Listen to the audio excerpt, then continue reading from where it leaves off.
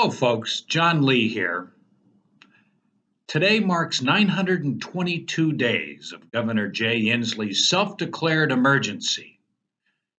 During the last 2 years, 8 months, he has exercised unprecedented levels of power and influence over our state and the people of our state. He's picked winners and losers, deciding which businesses can stay open and which must close.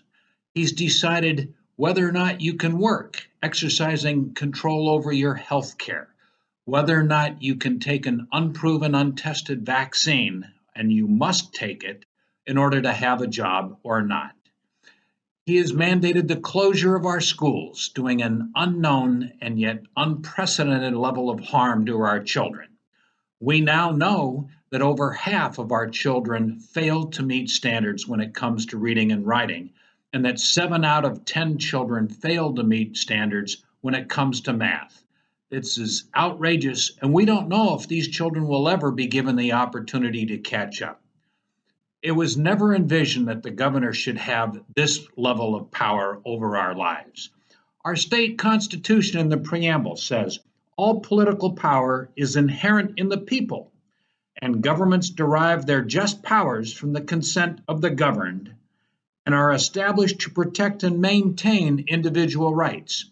That's your Constitution, and yet Governor Jay Inslee has chosen to ignore it. Well, finally, Inslee has waved the flag and saying, okay, it'll be over. On Halloween, October 31st, the governor will bring to an end his emergency decrees. Why on earth does Inslee need another 7 weeks of dictatorial control over each of our lives? It's an outrage, and we must reclaim our freedoms and our rights. One extremely important way to do that, Let's Go Washington. This is a group of 11 initiatives to the state legislature that do not need the governor's signature to become law. These 11 initiatives restrict powers of the governor. They cut taxes and they return more power to you. They allow police to pursue criminals. There's a host of things in this. Go to letsgowashington.com and you too can find a location or get a packet of these and sign all 11 of them. But I-1480 is one that specifically limits the governor's emergency powers to just 30 days unless they are extended by a vote of the legislature. And then the legislature can only extend them for another 30 days. It's an appropriate reining in of the governor's emergency powers. Another aspect of this is, frustratingly, an overwhelming number of your elected representatives from both political parties voted to give the governor this level of control. It's an outrageous assault on our liberty and our freedom.